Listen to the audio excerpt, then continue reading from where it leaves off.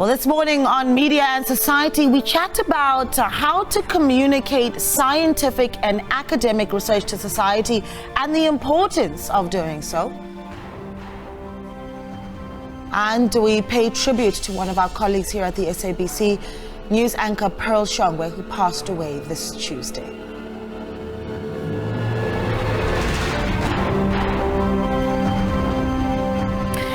Well, hello and welcome to Media and Society on SABC News, independent and impartial. My name is Naledi Umoleo. Now, this is where we look at the intersection between media and audiences. And of course, the show is not complete without your say. Always keen to hear your thoughts. So connect with us via our social media channels and share your views and concerns about how the media works and what we feed you. Use the hashtag SABC Media Society or give us a call on 011-714-0661 or 0662.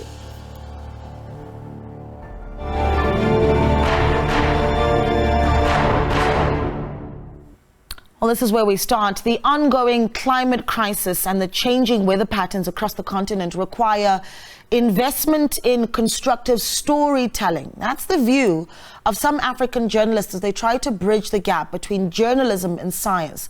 The climate crisis is one of the most pressing issues of our times, yet very few newsrooms across the continent actually have the resources dedicated to giving coverage to the crisis. Well, ahead of COP27, there is a cohort of African journalists who are calling on climate change financiers to allocate more resources to credible storytelling. Let's have a listen now to what they had to say. The rush to skill African journalists with climate change knowledge, from bridging the gap between science and journalism to exposing journalists to new adaptation and mitigate innovations. Hundreds of African journalists are heading to Sharm el-Sheikh in Egypt for the COP27 climate talks.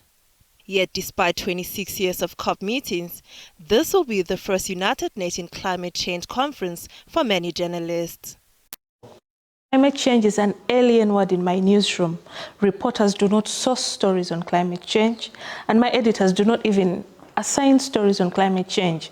Why? Because there is no one to fund such stories, and the interest for such stories is not there. So the only time you get to know about climate change is when a guest writer writes in about gender and climate change, how climate change is affecting the environment. But if a natural disaster hasn't happened, no floods, no drought, you would never hear anything about climate change. COP27 is the first COP that I'm covering as a journalist, and the importance of the African COP cannot be understated, considering the fact that this continent is suffering the effects of climate change despite being the lowest emitters of gas into the atmosphere.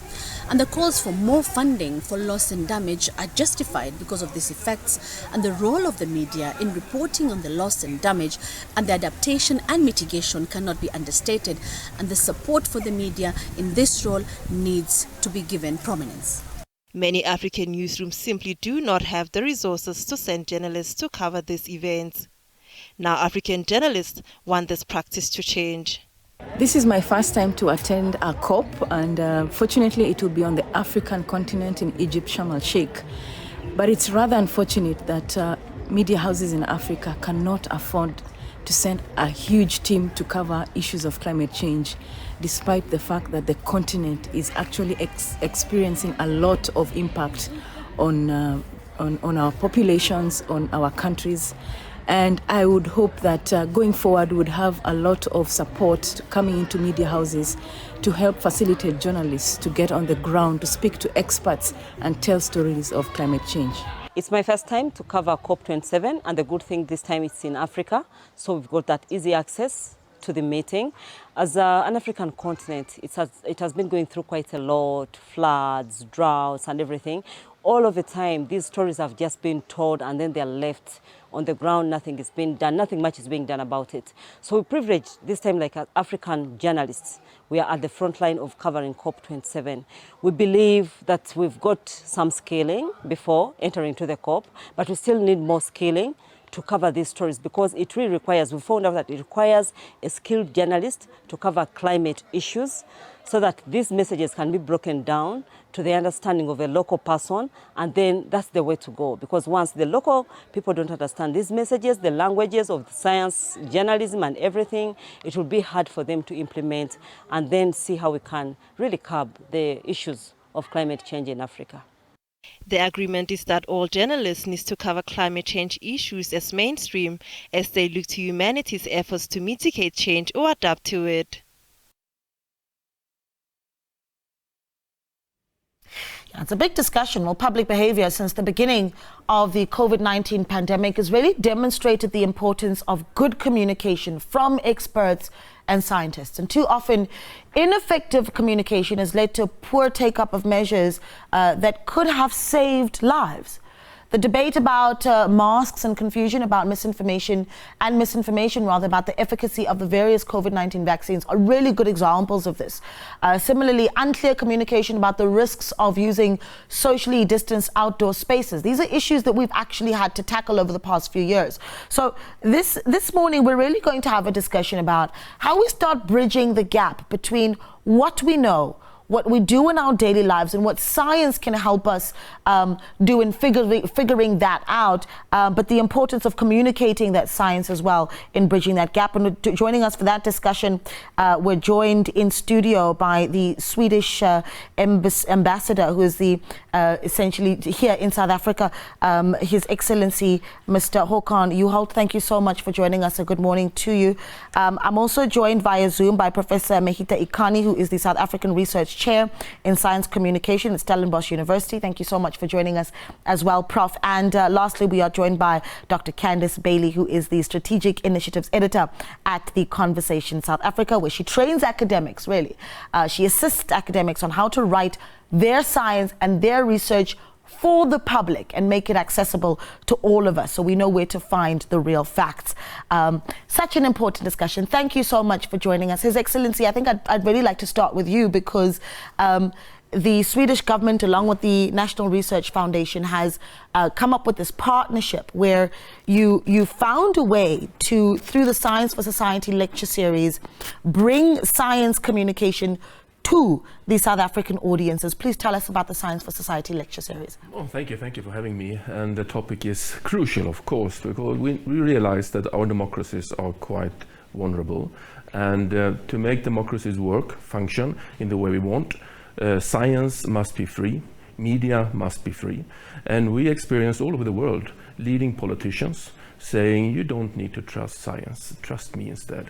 Don't listen to media, listen to me instead. And that's terrifying. So what we like to do is to establish this network contact to strengthen the exchange of knowledge, but also methods, and find ways to inspire younger generations of scientists to reach out to the public. Because the most dangerous threat to democracy is when you and I have to choose between trust science, politicians, or media. And we also have seen already that more than 5 out of 10 scientists have experienced death threats and bullying, and they are now backing, saying, okay, we will not be out there for that. So the topic is crucial for our democracy. I'd like to actually get into a little bit of those examples, if I sit with you a little bit here, His Excellency, where these are not examples that we've seen just in one particular country. It's a global issue where, particularly over the COVID-19 pandemic, where more than ever, there's been fake news. I mean, in South Africa, there were beliefs that, COVID-19 comes from 5G, for instance, and those sorts of beliefs. And you needed the scientists to speak out. But all over the world, over the past few years, especially during this pandemic, we've seen them vilified. Give us some of those examples. No, but we have experienced the new media landscape, where 10, 15 years ago, we had the media houses, the large papers. But today it's very equal, and everyone can be the publisher. Everyone can actually perform on social media, setting up these troll factories, producing whatever to make us nervous, to make us take the wrong decisions, to force us to think in one direction. So that dramatic change in how we can consume media is also a challenge to democracy. And we need to be stronger, more committed to strengthen science, make it possible for science to reach out, to be listened to be heard to. Otherwise, it's completely impossible for you and me to choose who to trust. Who should we trust? But they are saying that on that page, but the media house says that, and that researcher said that. So in a society where we are lacking trust, then this can take us to a very, very difficult situations when we don't trust political leaders, and the leaders of politics says, no, don't trust media, don't trust science, trust me.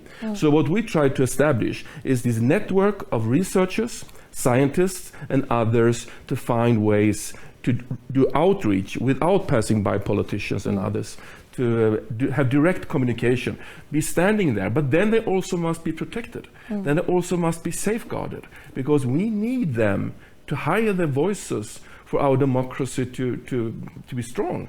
So we need to protect our scientists, not bullying them, not saying, no, we don't listen to you. It's the opposite. We need you. We desperately need you. Desperately so. Desperately need you. Desperately so. Because otherwise, in the political debate, the most important topic could be that we need to lower the price on gas, not how can we make the needed decisions to have the possibility to survive on this planet. Yeah.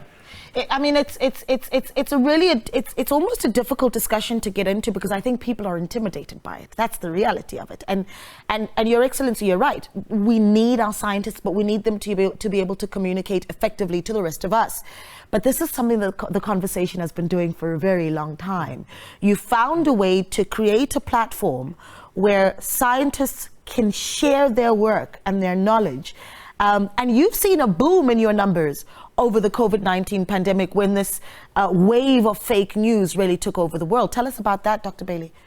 Thanks so much for having me, Naledi. You're absolutely right. The conversation, as a platform, what we do is we make sure that the scientists can actually share their work with the public. They can tell people what they've been doing in academia. You know, often academia is works in a silo, and ordinary people out there don't know what's happening in the academic spaces, in the university spaces, and that's what we do. We try and shine a light on that research. And you're absolutely right. During the COVID pandemic period, we really saw a massive boom in our numbers.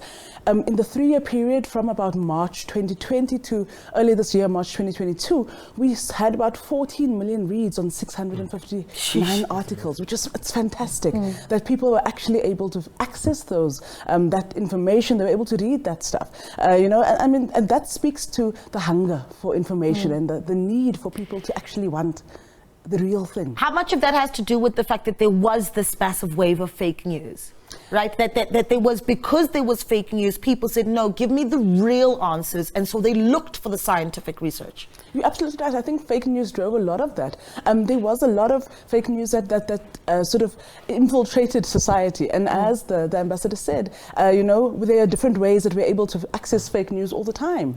You know, everybody has a cell phone. Everybody can put things out there. If you remember, during the hardest part of our pandemic, our government put out a regulation that people who were pushing fake news could actually face some, you know, prosecution. Prosecution, in fact.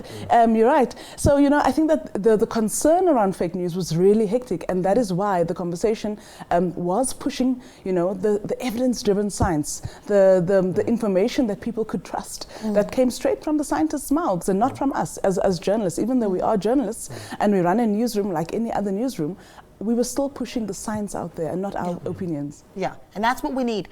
I want to bring Professor Ikani here, because you do some very interesting work, Prof, and I'd like to tell us a little bit about it. But you've essentially found that science communication is very effective if it actually answers the challenges that community or that environment or that country needs, right? You do a lot of work around decolonizing knowledge and the importance of science communication, but speaking directly to the people it needs to speak to. Let's talk about that, right? We can certainly say that scientists need to be able to meet society, but they need to be speaking to what society needs. Talk to us a little bit about that. Thank you, Naledi, and good morning, colleagues and everyone who's watching. Yes, I think this is perhaps one of the most exciting domains for future research in the media and communication space, is to, through action research, through projects that aim to understand how communication operates in the real world, to learn then how we can connect scientific innovation, scientific findings with the real social challenges that people face. So my proposal is that we start with society rather than science, and we ask ourselves as critical researchers, as scholars, what are the issues and the problems and the challenges that our fellow human beings are facing every day, and how can we connect our research with those communities and with the population at large in such a way as to contribute to a better life for everyone. So I guess this is a bigger philosophical position here that I'm proposing, is that all scientific research, and here I mean science in the broadest sense, right, including the social sciences, including hermeneutics and interpretive work, which is grounded in the humanities, that's also a form of science and knowledge production, that all of us are in some way or another engaged in a project that should ultimately be improving the world and the conditions of life for everybody. And if we start with that ethic and that impulse, then the question becomes not only how do we share with our fellow human beings what we're learning, but how can we connect more clearly what we're learning with their lived experiences and their needs. Yeah, I think it's interesting because it almost takes me back to what we've seen over the past few years, where we've said, decolonize our universities, and it's a big argument and it's a really wider discussion, but it essentially talks about getting to the root of what people actually want to be thinking about. Have we started there yet? I mean, do we still in South Africa, Prof. Ikani, think about knowledge production as something that is intimidating to the public in South Africa? Perhaps, and there is, of course, there are, of course, many historical reasons why people may be suspicious or nervous of science and trusting scientists.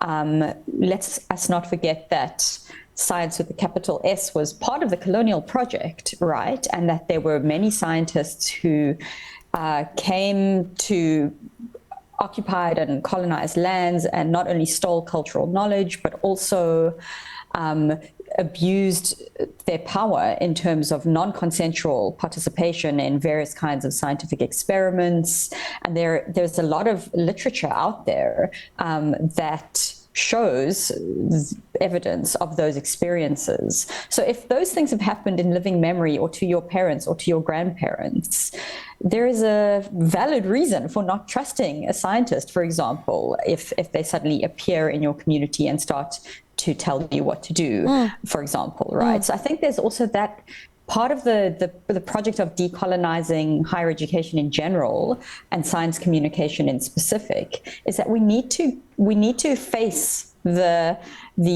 role perhaps that various scientists and sciences have played in forms of oppression, marginalization, exclusion, and exploitation. And only then can we start to build trust with one another about the ethic that I tried to describe earlier of trying to do our work in such a way as to improve the quality of life for as many of our fellow human beings as possible.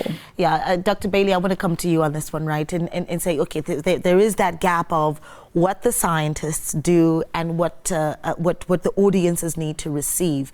What has been, I think, the lesson that you've learned in being able to find that gap in the middle, right? About what Prof is talking about, what people need and what you're able to produce.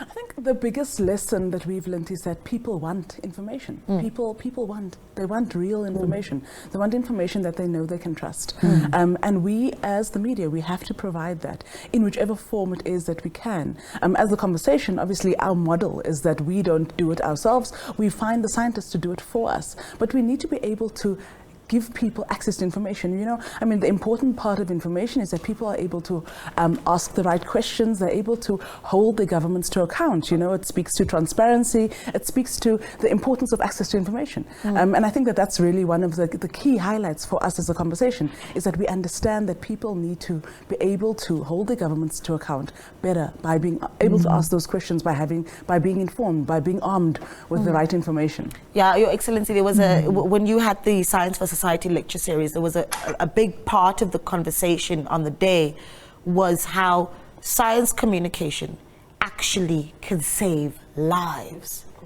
And that's the importance of it. I mean, had we not had good science communication globally, we would have lost a lot more lives than what we already did. Can we touch on that a little bit?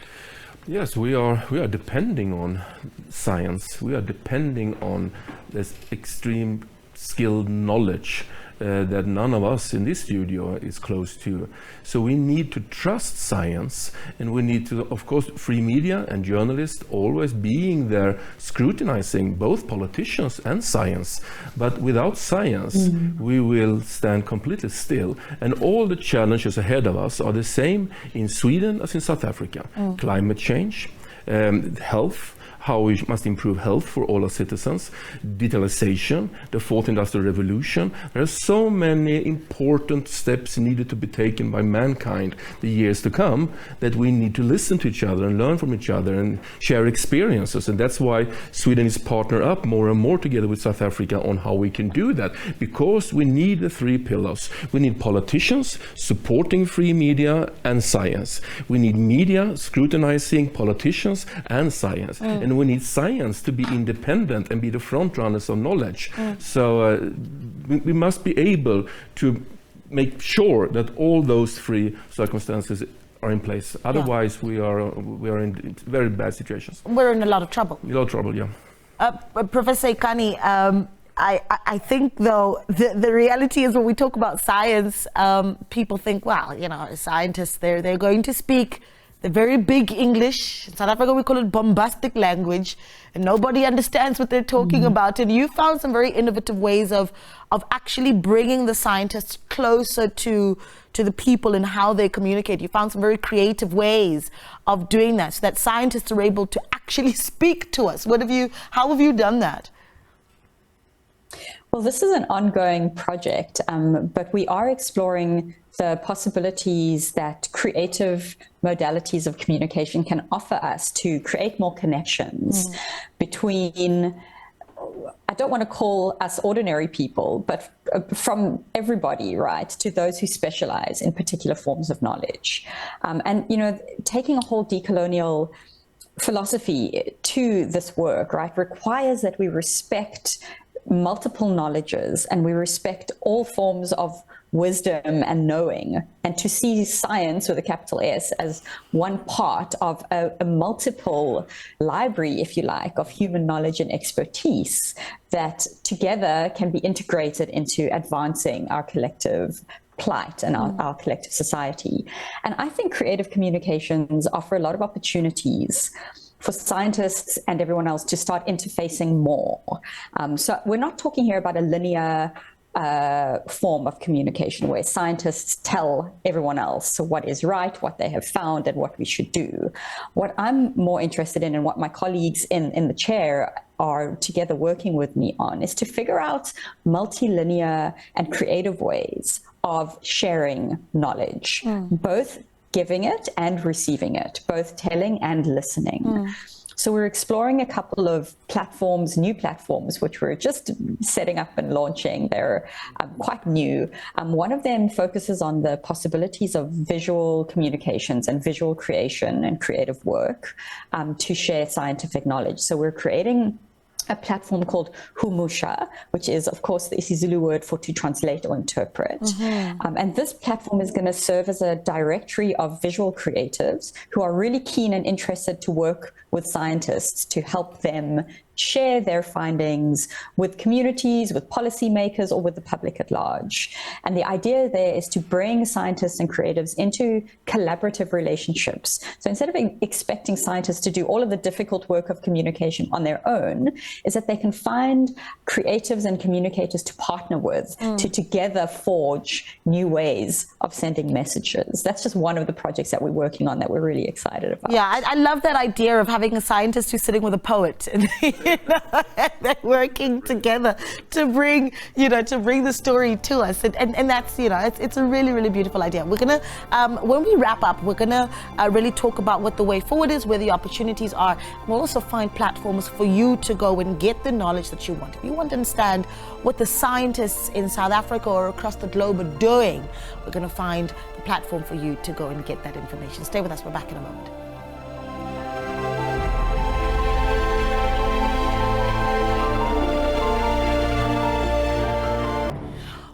Welcome back. Well, you're still watching Media and Society right here on SABC News with myself, Naledi Moleo. Taking your calls as well on 011-714-0661. And the question we're asking you today is, do you trust the scientists that communicate to you, and what will it take? Right? What would you like to hear more from our scientists? 011-714-0661. I am still in conversation with the Swedish ambassador to South Africa, His Excellency Mr. Håkan Juholt, Professor Mehita Ikani, who is, of course, the South African Research Chair in Science Communication at Stellenbosch University, and also with Dr. Candice Bailey, who is the Strategic Initiatives Editor at The Conversation South Africa, a platform for scientists to share their research, their academic research with us, and it's a media platform that you're able to access, really. So we continue the conversation. So I wanted to bring you in here, Ambassador, because you've said that, when we had the lecture series, for instance, it was in the Nadine Gordimer Auditorium at the University of Johannesburg. And through what we've seen with the Swedish government is certainly the Nobel Peace Prize, or the Nobel Prize given out every year. And you found a way to link science knowledge and the Nobel Prize. And we do this lecture series because of when we announce the winners of the Nobel Prize. Tell us a little bit about that network there. Yeah, no, that's true. And the Nobel Prize is the most prestigious prize probably in the world. Honoring science, research, but also knowledge and literature. And Nadine Gordimer was one of the winners a couple of years ago. And she quoted, "The truth isn't always beautiful, but the hunger for it is." And I think that's exactly what we've been talking about here. The truth is not beautiful.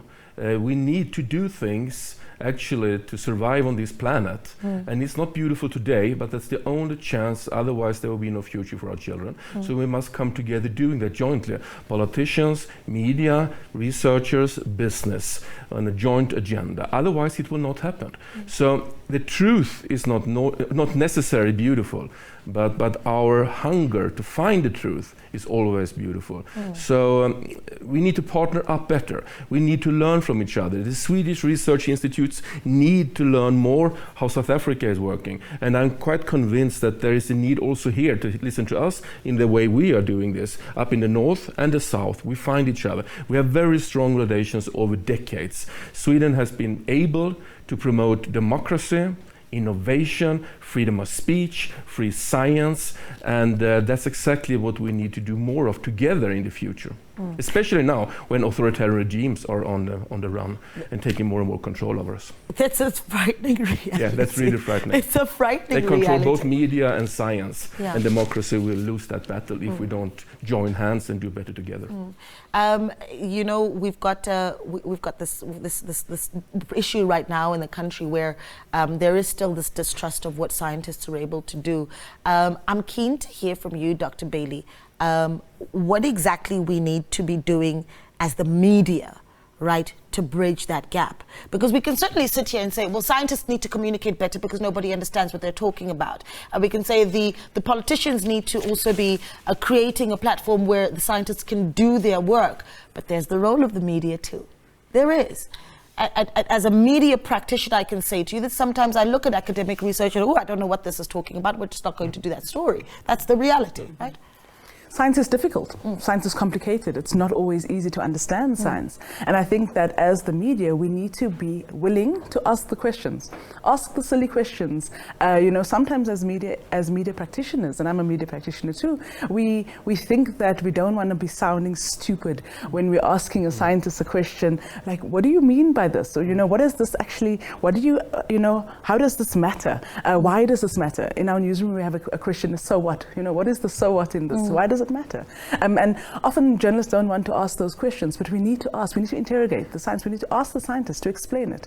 And that's really our role, to find the science and then to ask the scientists the questions that can help us translate that information to the public. Yeah.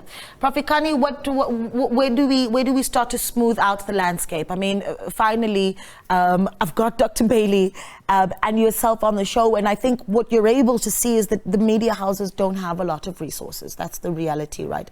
So where are the opportunities for us to find that gap, where we're able to communicate effectively the right kind of knowledge, the knowledge economy that has been created, but to bring it to people, even considering the fact that we don't have a lot of resources, even on media platforms? Prof. Ikani? Yes, there you go. That certainly is one of the main challenges I think that we're facing in terms of the media economy, is that resources are systematically getting eroded from colleagues who should be making their careers out of communicating. And there are fewer and fewer journalists in newsrooms. My brilliant colleague at WITS, Professor Glenda Daniels, has written a lot about the ways in which newsrooms are being eroded from multiple directions, right? Both from big corporate power and from political power. So that's one of the challenges we have to face. And the other challenge, I think, is that scientists are specialists, right? They are very interested usually in one very small specific thing, and they spend a huge amount of time to learn more about that thing in order to contribute to a bigger picture of advancing knowledge and advancing science. And to do communications work on top of that is really difficult, right? You're a professional communicator, it's a full-time job. Communicating well is not just something that you just kind of do on the side. So I think that the solution here is to forge collaborations and to forge new forms of collegiality across disciplines and also across sectors. If we tell scientists that it's now their job also to communicate the complexity of their work over and above their already intense and difficult and sometimes underfunded work, it's not a fair request, right? So we need to bring together the different expertise and find ways of creating resources that can support scientists, but they can also support journalists, because as you rightly pointed out, that is also a sector that is really facing a lot of challenges. And speaking from my positionality, which is media communications research, I think we're quite well positioned to try and start to connect those two domains in hopefully productive and supportive ways. Well, thank you so much for speaking to us. I think let's wrap it up there. It's certainly a lot of work that is to be done, and I think we need to be following what you're doing. Dr. Bailey, tell us about the conversation, where we find it, why it's important for us to go onto that platform, so that when we have a question and someone says, 5G is the reason why we have COVID-19, or the vaccine is going to make me grow an antenna on my head, I know where to go for the real facts. The vaccine is not going to make you grow an antenna on your head, Naledi. I think that The Conversation is a platform. It's a website, www.theconversation.com/Africa. We are not only a South African enterprise, we're an African enterprise. So we actually try and shine the work of African academics. So we give the African scientists a voice. So you can actually find work from across the continent, not just on COVID-19, but on climate change, on Ebola, on all the sciences. There's so much information that we have access to and that you can access on the Conversation platform. And the collaboration between South Africa and Sweden continues. It will continue and be stronger, even stronger. It's always been strong, but it's getting stronger every single day. Yeah, the Swedish government, of course, the Swedish ambassador there representing the Swedish government, having partnered with the South African National Research Foundation, where they continuously bring science and knowledge to the public. Well, let's wrap it up there, and thank you so much to my guests. An absolutely fabulous discussion, without a doubt. We have the Swedish ambassador to South Africa, His Excellency Mr. Håkan Juholt, Professor Mehita Ikani from Stellenbosch University, and Dr. Candice Bailey from The Conversation Africa. We take a short break. When we return, we pay tribute to one of our very own.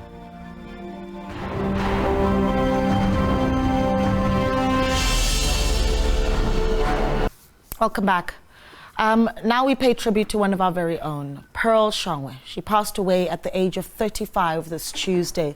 The seasoned broadcaster was found dead in her home by neighbors. And of course, you know, she will be remembered for her voice and her bubbly personality. At the time of her passing, Pearl worked as a newsreader on Metro FM's drive time show, The Touchdown, alongside the legendary Thibaut Touch. She was also a TV host for talk show Daily Teta on SABC 1. Since the news of her passing, tributes have been pouring in, and many remember her for her soothing voice and her bubbling personality. Her career kicked off back in 2010 when she worked for youth radio station YFM as an entertainment reporter alongside youth pioneer and DJ Mr. Mo Flava for over 2 years. Well, before we speak about our colleague, let's take a look at her body of work.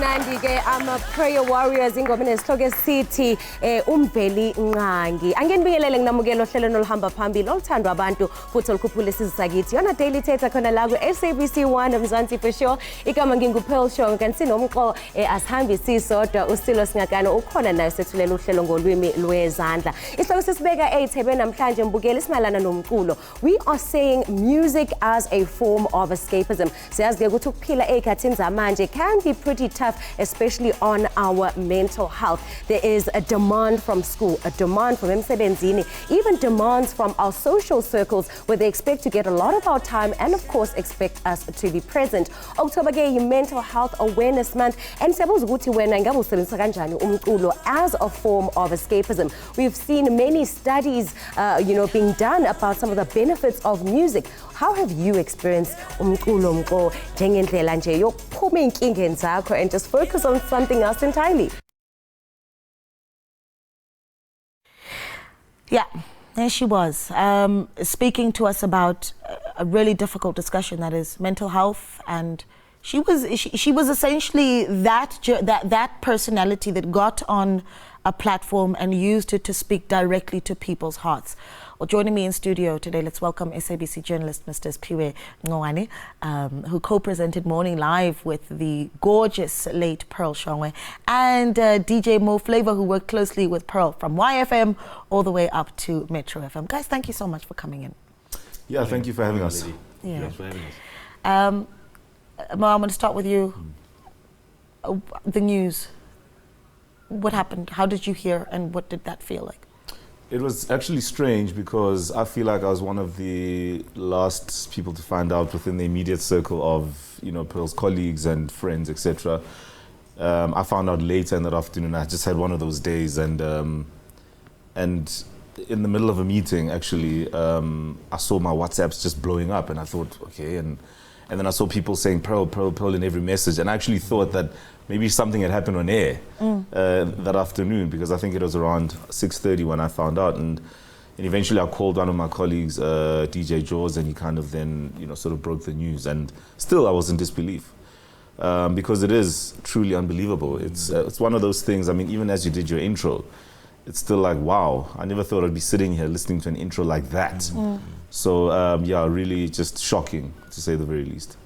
Everyone talks about her rise, how hard this woman worked, how brave she was, how intentional she was as a broadcaster. Where were you when you found out, and what were the first thoughts? I mean, when you started to think about who Pearl Shongwe was and what she contributed to the media landscape, what were your initial thoughts? Naledi, it felt so weird because I was on air on a sister channel on SABC 1 when somebody just texted me and asked me if it is true that Pearl Shongwe has died. I was like, you know what? You know, people kill people. I thought it was just fake news. It's just one of those. And I wanted to concentrate on my show. And after my show, I called this person and asked them where they got that information. And then when I got onto Twitter, I saw Pearl trending. I was like, hi, Bo, guys, what's happening? And then I asked my boss, my former boss at Morning Live, and she did confirm that they've already spoken to the family that it is indeed true. It felt so weird because just on Friday morning, if I'm not mistaken, we had just chatted with her and just decided on a catch-up session next week, and I guess that'll never happen. Yeah. There's something to be said about when you have broadcasters in the country that not only represent the broader public, right? They are, you know, she wasn't larger than life, she was relatable. She was a person. She wasn't a superstar, she was a person, and everyone could relate to that and her ethic. There's something to be said about that quality broadcast, and I really want to talk a little bit about that, because that's what she's left us with, right? Yeah, absolutely. The relatability and the access, that was her power. You talk about relatability, small things like the fact that she was incredibly multilingual. What do they say? Polyglot. Polyglot, yes. And that is a very good quality in broadcasting to have, because it means, you know, no matter who sits in front of you or no matter who you're broadcasting to, you can actually connect with them. She could sit in a room with scientists, as you did. She could sit in a room with guys Gokoning. She could sit in a room with guys like me, her friends, etc. She could relate to so many different people. And that's a quality that is very important in broadcasting. Having worked with her for so many years, that's the one thing that really just always stood out, you know.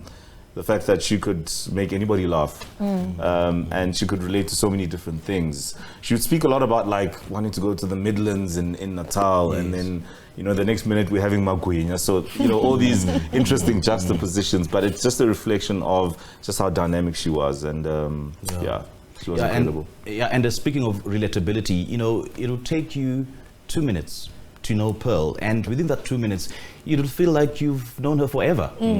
Because she exuded that this thing that, you know, media people are people after all. Because people, some other people don't actually know that media people are people. So she exuded that confidence that you can just walk into her, run into her, and then have a meaningful conversation with her.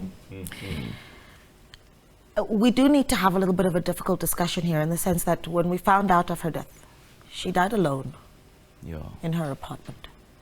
And you know, we can make all sorts of assumptions about what happened there, and I really don't want to go into that because that would be disrespectful of her. Sure. But we do need to talk about the fact that as media practitioners, we go through a lot. We're alone a lot. We're frustrated a lot. A lot is expected of us. And there's very little safe places to go. Am I wrong there? Yeah, you're quite right. You're quite right. And there's one tweet that she tweeted, I think it was sometime last year, and as a freelancer, because she was a freelancer, that, you know, freelancers are berated for being all over the place. Yet when the gigs don't come, nobody says anything about it. So it just goes to show how much of a dark corner that freelancers are, especially in the media space, because the media space is very, very brutal, especially if you are a freelancer. And yeah, she did mention something along the lines of freelancers are not really respected in some disciplines and in some respects. And yeah, it really was surreal how she phrased it. Yeah, I mean, I just think it's important for us to understand that it's difficult to be in the space where you have to be at times larger than life and be almost perfect, and in everything you do, you've got to be, at the next level. And then on the one side, you've also got to deal with the realities of being a human being, with whatever personal struggles you have that sometimes aren't even career related, to be quite honest. And it's the constant sort of battle. And how you manage that depends on your support structure, the people around you, I find, you know, just from doing and having done a lot of radio shows with her, we'd speak a lot about this kind of stuff. And the idea behind it was to make people aware that we all go through something. Sure. And I think that's the bottom line. We all go through something, whether you're a media personality or whatever. But I think it's important to really just sort of sometimes take it back to basics and reflect on the importance of constantly being around people. Yeah. And not just people who are in your line of work, just anybody that you feel you gravitate towards, you know? So yeah, that's the kind of stuff we've spoken about a lot. She's been very vocal about that stuff as well on the many shows we've done. Yeah, let's have some fun though, because what I'm hearing a lot, and I'm going over social media, whether it be the general public or media practitioners, the stories that are told about Pearl Shongwe are fabulous, right? I mean, give me a memory where you think about her, you think this girl, come on, what on earth was she? You know, Weekend Live is a show that really focuses on, you know, the lighter stuff. We interview artists, DJs, painters. So we normally have music guests, music artists in studio. So we just dance the morning away. And then she told me that, Simpi, when you are a washing machine, you know, I can't dance, you know? But I'm a dancer inside at heart. On the inside. But on the inside, I'm a dancer. You know, a washing machine is so vigorous on the inside, but it's static. So the guy is a young man. You are such a washing machine. Because she would get onto the stage with the artists, and then I'll just stand there next to the camera guys, because I don't want to be seen there. Yeah. And she could dance. I mean, she could dance a so that storm. already upstages you. Yeah, what's one for you, a wild one, where you're like, Pearl, Pearl. Every time Kaizer Chiefs and Orlando Pirates play, you. I know that Monday is going to be a showdown. She was a massive Orlando Pirates supporter, and I'm a Kaizer Chiefs supporter. So I'm thinking now that, you know, this coming Monday morning would have been the whole show, you know, and you know, she had this incredible laugh. It was you know, infectious. It was just that laugh that pulls you in, and there was no moment that was too heavy, and no moment that didn't need a bit of laughter. So I think that's just one of the classic moments that I remember from Pearl, amongst many. I've seen so many young women posting her on social media. Young women, and I found that very particularly special, right? There were so many young women that posted her and thought, she's gone, you know? What do you think she represented to young women in the country? I think she really encouraged and inspired women to sort of discover their sense of purpose. She climbed Mount Kilimanjaro, summited Mount Kilimanjaro for the benefit of young girls. You know, she said something very profound on her last day of Morning Live, because she left Morning Live, I think, 2020, at the beginning of COVID-19. Yeah, she said, you know, our successes are not our own, but our successes are for the benefit of those who benefit from our own success. I'm not sure if you get that. So that was very, very profound. And yeah, she represented the fact that everybody needs to discover a sense of purpose. We are here on earth for a certain purpose. You might not have discovered it now, maybe in the afterlife, but everybody is here for a certain purpose. Yeah, I think a sense of drive and her ability to just go for it. You know, she's done many different things. I remember even her having a short stint in, I think it was a cameo role, to be fair, on one of the popular drama series on TV. Oh, yes. And she was just like, yo, I was on set with Kobrizi and whatever. And, you know, the point is, you know, her ability to be able to dabble in so many different things and explore her full potential. And often, you know, I think a lot of young women look up to that, the sense of saying, you know what, if you want to go and do it and you feel your heart belongs there, hey man, go for it. And I think that's exactly, you know, one of the reasons that a lot of young women were just really about her vibe. You're gonna miss her in the studio, without a doubt. Yo, I mean, I met Pearl over 10 years ago, you know. I had an entertainment segment on my radio show back at Y. You know, she was just a 2-minute segment, you know, just gossip news and whatever. And, you know, what she did with her career, you know, beyond that is just an absolute marvel. You know, she came in, she did it, and that was her thing, you know, and nobody can deny that, you know, she gave her everything in whatever she did. So I'm honored to have met her. I'm honored to have been a part of her life, and she has helped me shine. I think we often overlook that as people who work within teams, right? That Right. Your strength is not necessarily your own ability, but the ability of the people you work with. Her ability helped me shine. And her eloquence in everything she did is something that was able to carry me as well. Oh, guys, thank you so much for coming in. I think that this was the perfect way to pay tribute to a young woman who hopefully was able to show other young women across the country that anything is possible. Work hard. And if you do leave us, you will be missed. Thank you so much for joining us, Mr. Mo Flavor, Mr. Spiwe, and Ngwana as well. I'll be back again next week, Sunday, right here on Media and Society. Have yourselves a fabulous day.